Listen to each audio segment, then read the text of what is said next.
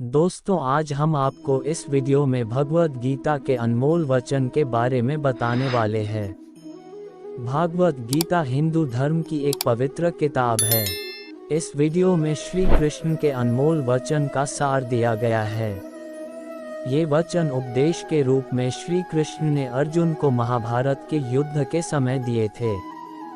जी हाँ, भागवत गीता में कुल 18 अध्याय जिसमें 700 श्लोक हैं और यह सभी के लिए पढ़ पाना बहुत मुश्किल है, इसलिए हम इस वीडियो में आपके लिए लाए हैं 111 विचार जिन्हें अपनाकर आप अपने जिंदगी में काफ़ी कुछ बदलाव कर सकते हैं। इस वीडियो ने अर्जुन की मन की दुविधा को दूर करके सही निर्णय लेने में मदद की।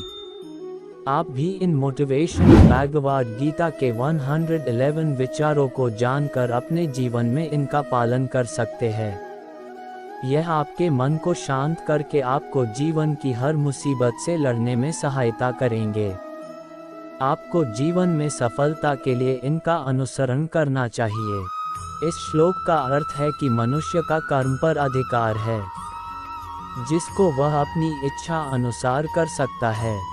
मनुष्य का कर्म को करने के बाद फल पर कोई भी अधिकार नहीं है, इसलिए मनुष्य को केवल कर्म करना चाहिए, फल की चिंता नहीं करनी चाहिए। जिस तरह प्रकाश की ज्योति अंधेरे में चमकती है, ठीक उसी प्रकार सत्य भी चमकता है।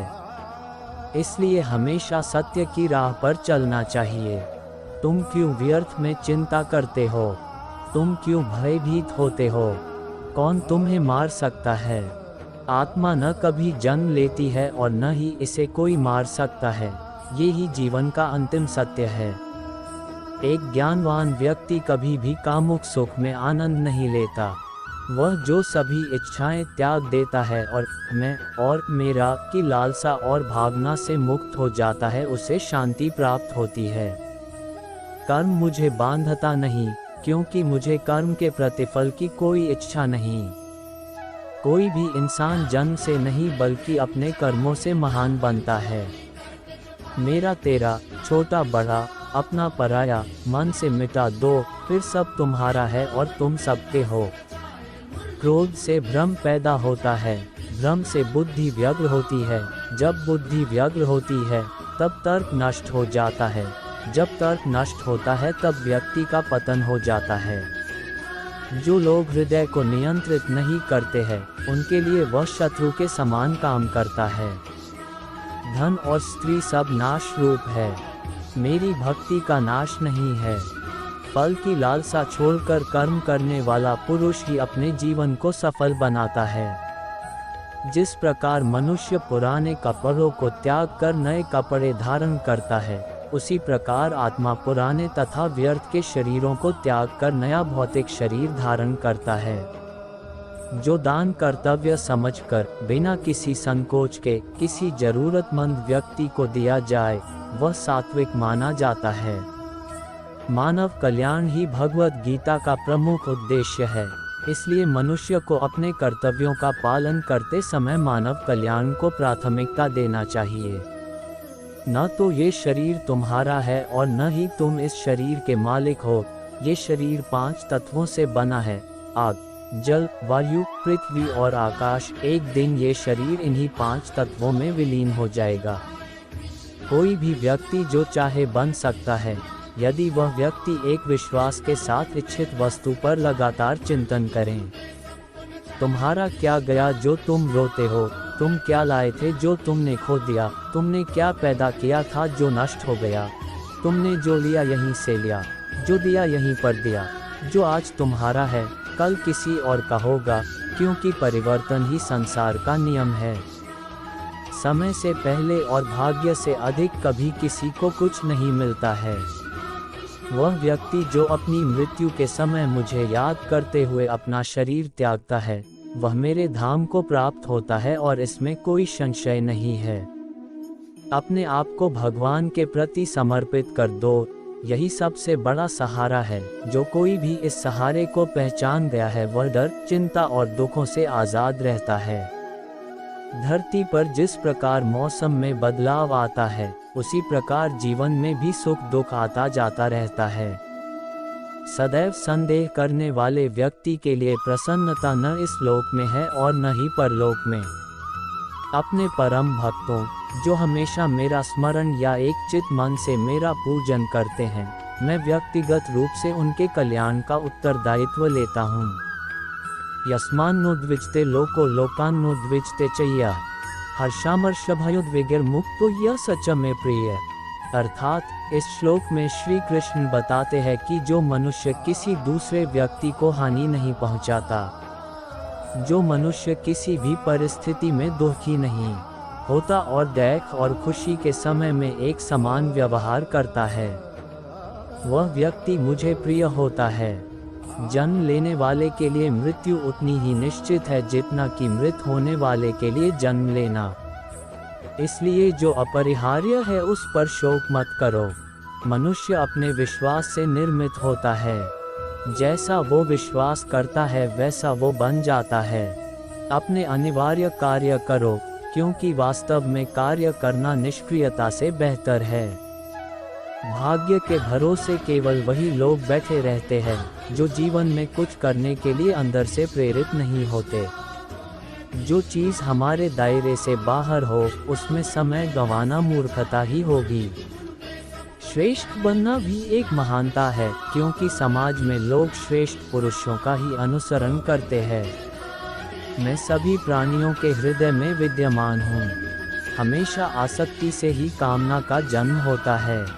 मन बहुत ही चंचल होता है और इसे नियंत्रित करना कठिन है, परंतु अभ्यास से इसे वश में किया जा सकता है। सम्मानित व्यक्ति के लिए अपमान मृत्यु से भी बदतर होती है। इस जीवन में कुछ भी व्यर्थ नहीं होता है।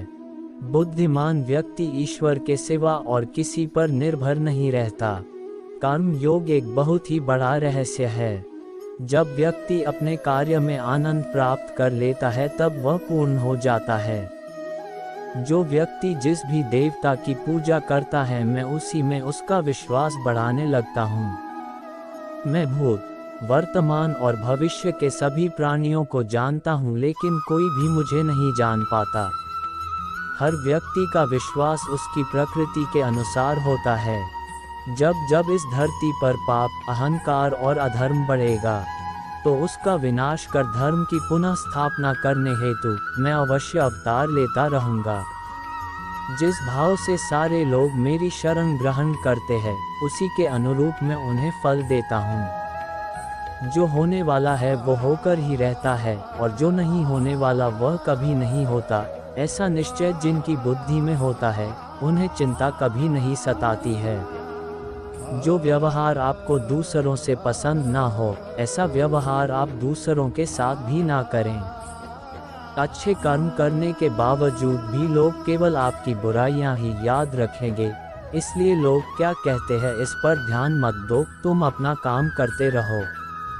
मनुष्य को जीवन की चुनौतियों से भागना नहीं चाहिए और न ही भाग्य और ईश्वर की इच्छा जैसे बहानों का प्रयोग करना चाहिए।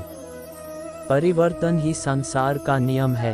एक पल में हम करोड़ों के मालिक हो जाते हैं और दूसरे पल ही हमें लगता है कि हमारे आप कुछ भी नहीं है। मन की गतिविधियों, होश, श्वास और भावनाओं के माध्यम से भगवान की शक्ति सदा तुम्हारे साथ है। किसी दूसरे के जीवन के साथ पूर्ण रूप से जीने से अच्छा है कि हम अपने स्वयं के भाग्य के अनुसार अपूर्ण जिएं।